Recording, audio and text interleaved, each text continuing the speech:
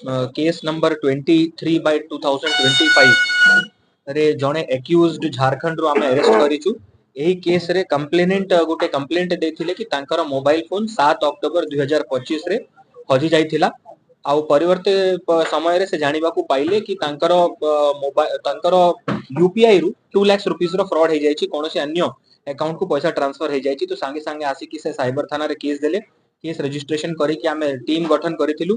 हमर टीम प्रथम अनुसंधान रे पाइबा को जानिबा को पाइले कि एटा झारखंड रो किछि लिंक अछि। तो हमर टीम दुईटा टीम झारखंड को प्रोसीड करिला एवं बोकारो रु जणे शाहनवाज आलम बोली कि जणे लोक जोटा कि चास थाना बोकारो डिस्ट्रिक्ट झारखंड रु तांकर अकाउंट को 1 लाख रुपीस ट्रांसफर हेतिला। तांको आमे अरेस्ट करी कि झारखंड रे कोर्ट प्रोड्यूस करिथिलु एवं ट्रांजिट रिमांड रे आजि आनी कि तांको अनुगुल कोर्ट रे प्रोड्यूस करा जिवो। आमे समस्त जिलावासी को मु कहिबा को चाहिबी कि जदि आपनकर मोबाइल फोन हजे जाउची तो एबे जो क्रिमिनल माने अछंती नुवा टाइप रो से माने फ्रॉड करूचंती कि आपनकर सिम टा को व्यवहार करी कि से यूपीआई रु सीधा पैसा ट्रांसफर कर देउचंती अन्य अकाउंट को।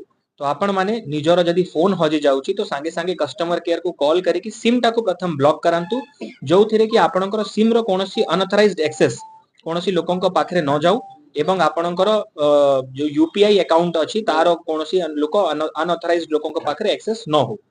एवं जदि कोनोसी प्रकार क्राइम एमती आपनकर नजर रे आसुची सांगे सांगे आपण 1930 रे कॉल करंतु, रिपोर्ट करंतु किंबा नियरेस्ट पुलिस स्टेशन रे किंबा साइबर थाना रे मध्ये आसी कि केस रजिस्ट्रेशन करंतु।